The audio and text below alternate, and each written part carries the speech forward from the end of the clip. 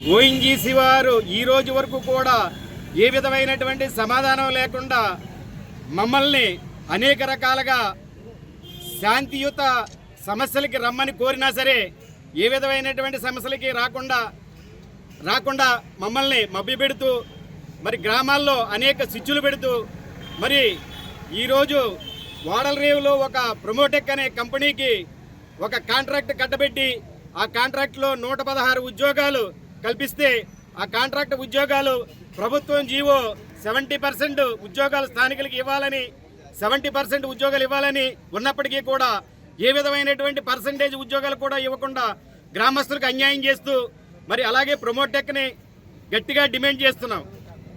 అలాగే వాడలరేవులో స్థానికంగా సముద్రం కోతకు గురవుతున్నటువంటి వాడలరేవుని తక్షణమే రక్షణ కూడా కల్పించాలి. భూగర్భ జలాలు కలుషితమైనవి. పొల్యూషన్ గ్యాస్ అండ్ ఫైర్ వల్ల గ్రామంలో కలుషితమయ్యి పొల్యూషన్ వచ్చి గ్రామస్తులకు గుండె జబ్బులు అనేక రకాల జబ్బులతో బాధపడుతుంటే ఏ విధమైనటువంటి భద్రత కల్పించకుండా ఈ రోజు వరకు నిర్లక్ష్యం చేస్తూ ఓఎన్జీసీ చోద్యం చూస్తుంది. కాబట్టి ఈరోజు గ్రామ ప్రజలు రోడ్డు ఎక్కవలసిన పరిస్థితి ఏర్పడింది. మేము వారం రోజులుగా 7 రోజులుగా 8 రోజులుగా వాడలరేవు ఓఎన్జీసీ సైట్ వద్ద ధర్నా చేయడం జరుగుతుంది. ఎందుకు చేస్తున్నారు ఏంటి అనేటటువంటి పరిస్థితుల్లో ఓఎన్జీసీ వాళ్ళు వచ్చి అసలు మీ డిమాండ్స్ ఏంటి, మీరు ఎందుకు కూర్చున్నారు ఏంటి అని అడిగేటువంటి పరిస్థితి కూడా వేళ వాళ్ళ దగ్గర లేదు.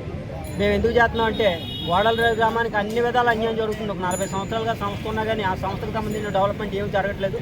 సంస్థలో కాకుండా సంస్థ ప్రైవేట్గా కాంట్రాక్ట్ ఇచ్చినటువంటి కాంట్రాక్టుల దగ్గర ఇచ్చేటటువంటి చిన్న ఉద్యోగాలు కూడా గ్రామానికి కానీ మండలానికి కానీ ఇవ్వడంలో నిర్లక్ష్యం వహిస్తున్నారు. బయట ఎక్కడి నుంచి తీసుకొచ్చి వాళ్ళు పనులు చేసుకుంటున్నారు. వాటన్నిటి మీద కూడా మేము చర్చించాలి. ఓఎన్జీసీ నిర్ణయాధికారి ప్రతినిధులు వచ్చి కలెక్టర్ గారి సమక్షంలో మా